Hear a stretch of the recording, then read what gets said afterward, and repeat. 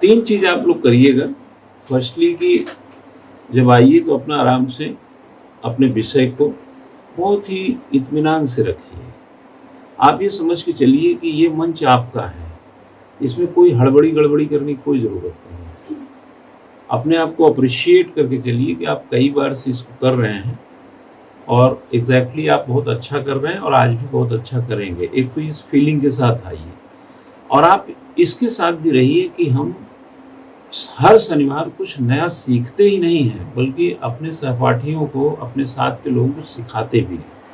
और इतना ही नहीं, हम भी सीखते हैं। हमको इन सब चीज़ों में बहुत आनंद आता है। हमें लगता है कि ज़्यादा बोलने वाले को कुछ दिनों चुप होकर दूसरों को सुनना भी चाहिए, ताकि हमारी बोलने वाली जो क्रम है वो जारी रखे, क्योंकि बोलने के लिए ज्ञान की रोज जरूरत पड़ती है। A very good morning to all of you and respected sir. Myself Nandini Methani, and today I am going to give you a just brief about the rice technique of direct seeded rice. So हम सब ने देखा होगा कि traditionally farmers जो rice उगाते थे उसमें फ्लडेड फील्ड्स होते थे, यानी कि हमारे घुटनों तक पानी भरा होता था और पहले नर्सरी प्रिपेयर की जाती है। नर्सरी प्रिपेयर करने के बाद यंग प्लांट्स को फील्ड में ट्रांसप्लांट किया जाता है, तो इसमें लेबर भी बहुत ज़्यादा लगती है, वाटर यूसेज भी बहुत ज़्यादा है। तो international rice research institute Philippines ने DSR टेक्निक को डिस्क्राइब किया है as a water saving technique. It is basically sustainable and economic viable technique for rice production system. इसमें क्या होता है कि जो सीड्स होते हैं उनको डायरेक्टली हम फील्ड में ड्रिल कर देते हैं यूजिंग ट्रैक्टर एंड ऑल, और इसमें सिर्फ 1 प्री सोइंग इरिगेशन रिक्वायर्ड होता है। और वही हम ट्रेडिशनल इरिगेशन सिस्टम की बात करें राइस में, तो 3 टाइम्स अ वीक उसमें हमें जो चावल है वो चावल में जो है पानी देना पड़ता है। अब हम देखेंगे इसकी जरूरत क्यों है, क्योंकि हम देख ही रहे हैं कि वाटर की क्राइसिस अब धीरे धीरे बढ़ रही है। ग्राउंड वाटर लेवल जो है वो डिक्रीज हो रहा है, तो वाटर कंजम्पशन को कम करने के लिए DSR टेक्निक को अडॉप्ट करना चाहिए। और रिसेंटली पंजाब में आप गवर्नमेंट ने 1500 पर एकड़ फार्मर्स को इंसेंटिव देने के लिए कहा है, और उन्होंने एक टारगेट सेट किया है कि आउट ऑफ 75 एकड़ ऑफ पैडेड कल्टीवेशन 30 एकड़ को जो फार्मर्स है उसको DSR को अडॉप्ट करना है। Good morning, respected sir and everyone present. My name is Shruti, and today I'll be talking about the direct seeding of rice technique, also known as the DSR technique. The government of Punjab has fixed a target to bring around 30 lakh hectare of paddy cultivation under this technique. But to know what this technique is all about, first we need to know how paddy is cultivated in our country. So in the traditional method, the young plants are grown in nurseries first. When they grow a little, they are uprooted and then they are transplanted onto the paddy fields. Now these fields are puddled with water throughout.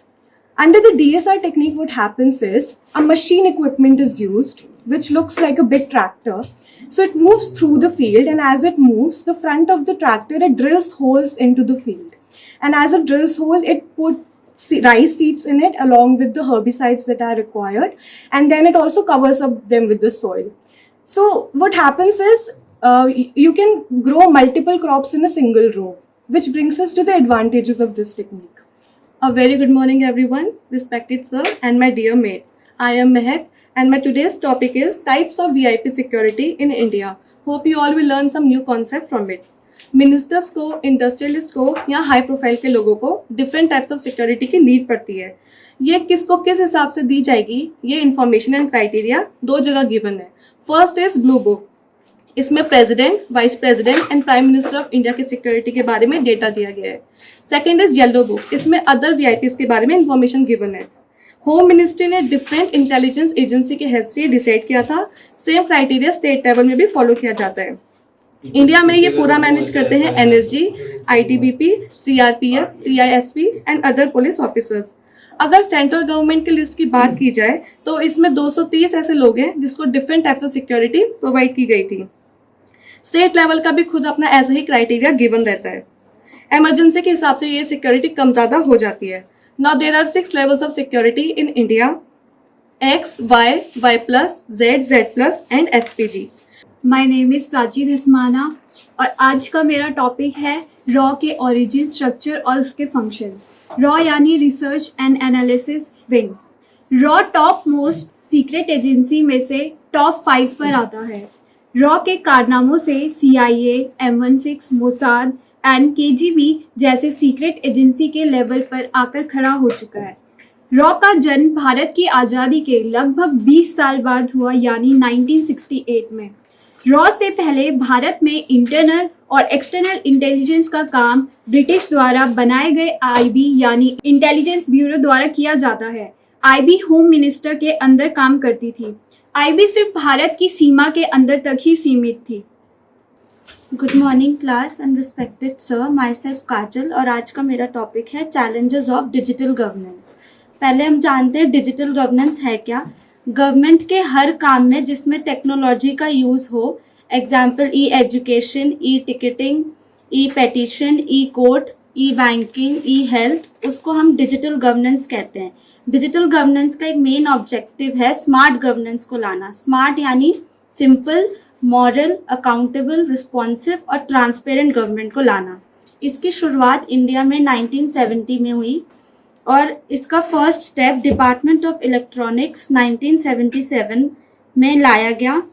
National informatics centre 1977 में एक district information system program लाया गया, जिसमें countries के हर district offices जितने भी offices हैं उनको कंप्यूटराइज किया गया। NIC NET 1987 national satellite based computer network लाया गया। नेशनल डिजिटल लिटरेसी मिशन, जिसमें एक एम रखा गया कि हर हाउस होल्ड में 1% डिजिटल लिटरेट हो ही हो। ई गवर्नेंस के 4 पिलर्स हैं, पीपल, प्रोसेस, टेक्नोलॉजी और रिसोर्सेज। इसके 4 टाइप्स ऑफ इंटरेक्शन है, government to government, government to citizen, government to employ और government to business. My name is Azad Singh Chauhan and my topic is US economy in recession and its impact on India. First of all, the basic definition of recession, a layman language or basic language, that is if any economy is continuously in negative growth for the consecutive 2 quarters, it is called recession. It is basic language, basic definition, otherwise there are too many factors which accounts for recession, but this is the basic and layman language I can say. Now, as we all know that financial year in our country start from 1st April to 31st March. But in US and other economies, it starts from 1st January to 31st December. So the economic growth in US for the March 2022 quarter was minus 1.6%. Means its economy shrank by 1.6%, that is negative 1.6%. And in the second quarter, that is June 2022, it shrank by 0.9%. Means it was negative by 0.9%. Therefore, it is consecutively negative in 2 quarters, and consumer spending also seen a sharp decline.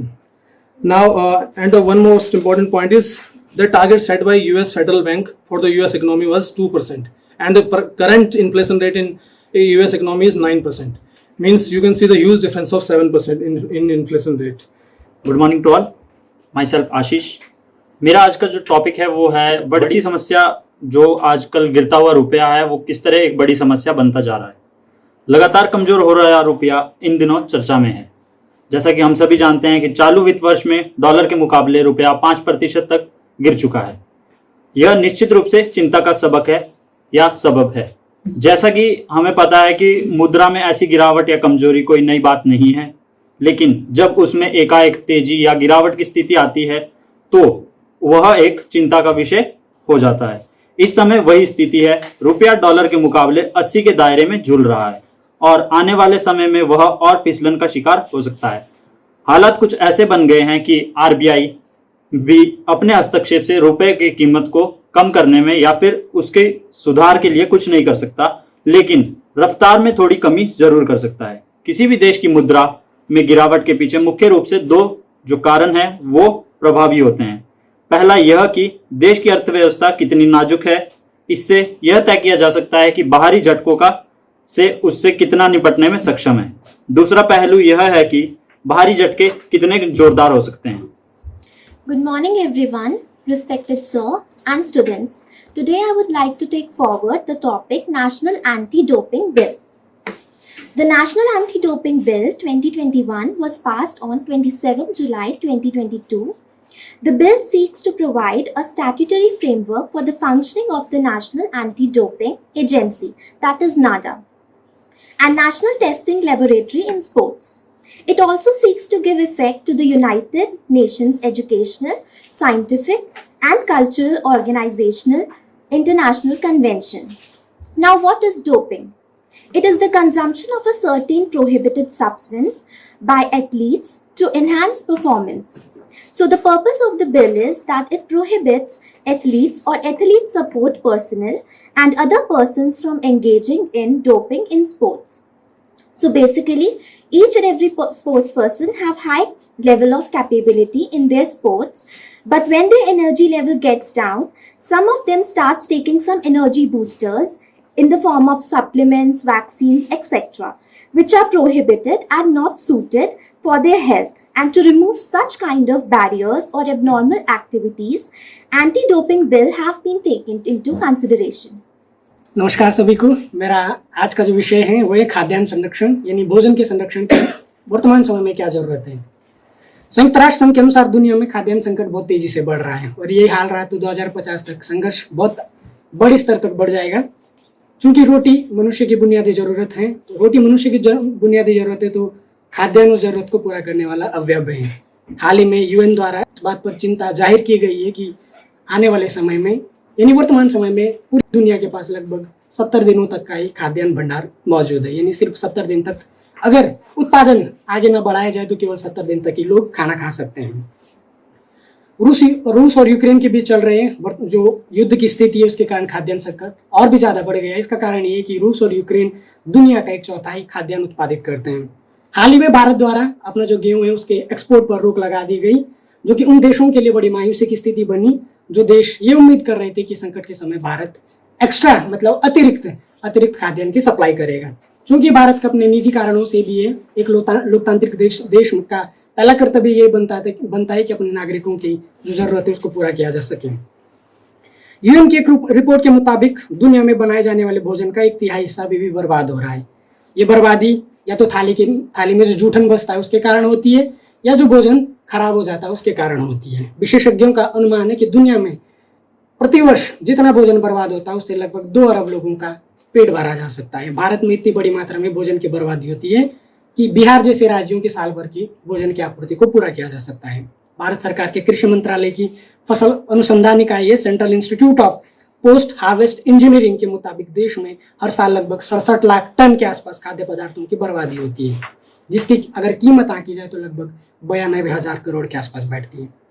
Good morning everyone. My name is Bhavna Dhanwal and my topic is related to reforms bail law but make the right diagnosis. अभी जो supreme court है हमारी, उन्होंने ये बोला है कि हमारा जो बेल लॉ सिस्टम है वो एक इनफेक्टिव सिस्टम है और हमें बेल लॉ सिस्टम के ऊपर एक अलग से सेपरेट सिस्टम वो बनाना चाहिए, क्या बोलते हैं, लॉज बनाने चाहिए। तो ये जो जजमेंट आई है ये सत्येंद्र कुमार अंटाइल वर्सेस सीबीआई के अंदर बोला है सुप्रीम कोर्ट ने कि the system of bail is ineffective in India, और 2 सजेशंस भी दिए हैं उन्होंने कि 2 वीक्स के अंदर जो है बेल हो जानी चाहिए अगर एक अंडर ट्रायल प्रिजनर है, और अगर एंटीसिपेटरी प्रिजनर है तो 6 मंथ्स के अंदर ये प्रोसेस पूरा हो जाना चाहिए। और अब ये क्वेश्चन अराइज होता है कि ऑन व्हाट ग्राउंड्स जो बेल है वो एक्सेप्ट होती है और रिजेक्ट होती है। इसके अंदर पहला पॉइंट ये है कि श्योरिटी मांगते हैं कि श्योरिटी दीजिए आप तभी आपको बेल मिलेगी, और लैक ऑफ रिसोर्सेज टू पे, मतलब कुछ लोग होते हैं जो वो क्या बोलते हैं उनके पास इतनी मनी नहीं होती, अमाउंट पे नहीं कर पाते हैं वो कि आपको बेल मिल जाए। और फैमिली सपोर्ट, क्योंकि कई केसेस में ये होता है कि फैमिली ही छोड़ देती है आपको, तो आपकी श्योरिटी कौन देगा। तो ये 3 पॉइंट्स जो हैं ये 3 सजेशंस दिए गए हैं कि आप ये जो बेल है ये किस चीज़ पे एक्सेप्ट होती है और किस चीज़ पे रिजेक्ट होती है। Good morning everyone, respected sir. Today I Archie Barthwal is going to share my views on the topic Blue Economy Vision. So what is Blue Economy? It is basically focuses on investment done for the ocean health and creating the foundation of the sustainable blue economy. Recently, the United States Development Program had a conference from 27 June to 1st July in Lisbon where they promoted the Blue Deal for global trade as well as global innovation. The deal emphasized on the restoration of nearly $1 trillion in annual social economic losses due to ocean management. even 100 coastal countries, included all small island developing states, to realize the maximum potential of the blue economies through sustainable low emissions and climate resilient action by 2030. Even OAD, Ocean Development Assistance to the ocean economy, has averaged only US $1.3 billion per year because of the scale of public and private investment for ocean restoration and protection remains woefully inadequate. To sum up, to mobilize action, the conference will seek to propel much needed science-based innovation solutions aimed at starting a new chapter of global ocean action. Thank you. A very good morning to our respected sir and everyone presented here. Today, I, Malika Thakur, stand before you to throw some light on the topic Ramsar Convention. So what is Ramsar Convention? The Ramsar Convention is an intergovernmental environmental treaty that was established by UNESCO on February 22, 1971. The convention got its name from Ramsar city in Iran on the Caspian Sea, where the treaty was signed. The Ramsar Convention came into force in 1975. It provides the international cooperation and national action regarding conservation, wetlands, and sustainable use of the resources. India has designated 5 new Ramsar site wetlands of international importance under the Ramsar Convention, also known as the Convention wetlands. The new Ramsar sites in India includes 3 wetlands in Tamil Nadu, and which includes the Mizoram, 1 in Madhya Pradesh. This take total number of Ramsar site in India to 54. Good morning everyone, my name is Ambika Rawat और आज मैं discuss करने जा रही हूँ नवीकरणीय वैश्विक स्थिति रिपोर्ट 2022 के बारे में। जून 2022 में 21वीं सदी के लिए अक्षय ऊर्जा नीति नेटवर्क यानी कि renewable energy policy network for 2021 century REN 21 जारी की गई है। इस रिपोर्ट का मुख्य उद्देश्य होता है कि जो वैश्विक स्थिति पर नवीकरणीय ऊर्जा है, अक्षय ऊर्जा, उसमें वृद्धि और उसके विकास पे ध्यान देना है। बात करते हैं कि रेन 21 क्या होता है। रेन 21 जो कि renewable energy network for the 21 century है, जिसको कि सरकारी और गैर सरकारी और औद्योगिक अभिकर्ताओं द्वारा चलाया जाता है। ये एक समूह है और इस समूह की स्थापना 2004 में हुई थी, जो कि Bonn international conference on renewable energy द्वारा की गई थी। इस रिपोर्ट की मुख्य बातें ये है कि भारत ने 2021 में 15.4 गीगावाट अक्षय ऊर्जा की स्थापना की है, जो कि पहली बार ऐसा हुआ है कि भारत ने जर्मनी को पीछे करा है। जर्मनी की जहाँ की 59.2 गीगावाट अक्षय ऊर्जा है, वहीं भारत की 60.4 गीगावाट अक्षय ऊर्जा है। Good morning everyone. So my today's topic is green hydrogen policy. Recently the Ministry of Power announces a green hydrogen policy. The policy has set the target of 15 million tons per annum production of green hydrogen by 2030. More than 80% of current hydrogen demand in the country. So the National Hydrogen Mission was launched on 15 August 2021. Now the question is, what is green hydrogen? Green hydrogen is a clean hydrogen that is generated by the process of electrolysis using the renewable energy. Now how it is produced? It is produced through an extensive method of electrolysis of water using renewable energy like solar or wind energy instead of using fossil fuels. Now this policy offers 25 years of free power transmission for any new renewable energy plant set up for power supply for green hydrogen production by 2025. Good morning everyone and respected sir. I'm Diksha Verma and my today's topic is Federation hike and recession worries in US. As we all know, the US Central Bank has recently raised the Federation funds rate, that is FFR target, paving the way for higher interest rates. In this further, we'll see what is the rate of inflation and unemployment in US and how this move will affect India. Presently US economic high inflation का period face कर रहा है जो 4 decades में सबसे high है, that is 9.1% पर। But at the same time इसके कॉन्ट्राडक्टरी वहाँ पर अनएम्प्लॉयमेंट रेट भी 5 डिकेड्स में सबसे लो है। वेडनेसडे को फेडरेशन रिजर्व ने federation funds rate that is FFR 75 basic point से रेज किया है। मार्च 2022 से फेडरेशन ने अपना टारगेट FFR 0% से ऑलमोस्ट 2.5% तक हाइक किया है। अगर हम डेटा के अकॉर्डिंग बात करें तो फेडरेशन तो यूएस की जीडीपी इस ईयर कॉन्जिक्यूटिवली सेकेंड क्वार्टर में 0.9% तक कॉन्ट्रैक्ट की है, जो फर्स्ट क्वार्टर में 1.6% पर थी। डेटा के अकॉर्डिंग इसका मेन रीज़न वहाँ की अग्रेसिव इकोनॉमिक पॉलिसी है। Good morning sir, good morning all. आशा करती हूँ मेरा ये टॉपिक आपके नॉलेज को बढ़ाने में कुछ मदद करेगा। मेरा आज का टॉपिक है फॉसिल फ्यूल पर डिपेंड देशों को हो सकता है अरबों का नुकसान। फॉसिल फ्यूल पर डिपेंड 6 बड़ी अर्थव्यवस्थाओं को 2030 तक $278 बिलियन का नुकसान हो सकता है। यह अनुमान लगाया गया है international institute for sustainable development की रिपोर्ट के अनुसार। हम बात करेंगे भारत के संदर्भ में। रिपोर्ट के अनुसार 2019 में भारत ने फॉसिल फ्यूल से प्रोडक्शन और कंजप्शन से अप्रॉक्स 92 अरब डॉलर का रिवेन्यू कलेक्ट किया था, जो देश के रिवेन्यू कलेक्ट से 18% था। पेरिस समझौते के तहत दुनिया के कई देशों ने ग्लोबल एवरेज टेम्परेचर को 2 डिग्री सेल्सियस से नीचे रखने का एक समझौता किया था और ग्लोबल वार्मिंग को 1.5 डिग्री सेल्सियस तक कम करने का समझौता किया था, जिसमें कहा गया था कि फॉसिल फ्यूल को कम से कम इस्तेमाल किया जाएगा, जिसमें भारत भी शामिल था।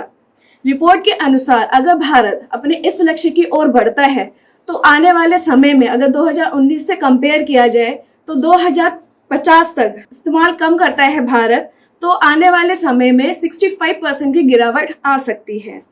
Good morning all, respected sir and my friends.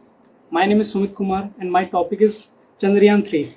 After partial success of Chandrayaan 2, ISRO is looking forward to Chandrayaan 3, which is second attempt at the robotic moon landing. As per former director of ISRO, Dr. P.S. Goel, in his report he says Chandrayaan 2 crashed due to last minute software glitch. The lander crashed very quickly, 750 meters away from intended landing position on the surface of the moon. Chandrayaan 2 orbiter is still presented in around 100 km above moon orbit. Chandrayaan 2, which help providing images and data of moon to ISRO. In Chandrayaan 3, old technology orbiter will be replaced by propulsion module, which will work as a communication relay satellite. Good morning, respected sir and all my dear friends. Today's my topic is $5 trillion Indian economy, dream or reality. Soon after, the Narendra Modi got elected for second term as the Prime Minister of India on August 15, 2019, he announced an ambitious target of a $5 trillion economy for India by 2024. If the target achieved, then India will become the third largest economy in the world. Former Governor of RBI, C. Rangarajan said that if GDP achieved the target of $5 trillion, then India's per capita income will grow around 2.58 lakh rupees, up from the present around 1.29 lakh. He said that the economy is in a bad shape because our current economy is about $2.7 trillion and have the target to double it. But this needs the annual growth rate of 11.2%, which is 7.6 at present time. So the target is simply of question and impossible at current growth rate. Almost सबका topic अलग अलग है, लेकिन कुछ लोगों को topic जो है ना, इसमें देखें तो दो लोगों का टॉपिक एक जैसा ही था, लेकिन एलोबरेट करने के कारण वो एक्चुअल में डिफरेंट हो गया।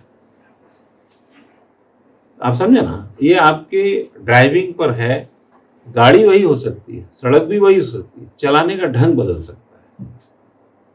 तो आपने विषय भले ही किसी का एक दूसरे का हो गया, ऐसा एक ही बार हुआ, शायद आपका हुआ, श्रुति का हुआ ना, लेकिन दोनों लोगों ने ड्राइव उसको अलग अलग तरीके से किया। एक चीज हमेशा नोट कर लीजिए, यह सिर्फ आपके बोलने के लिए नहीं है,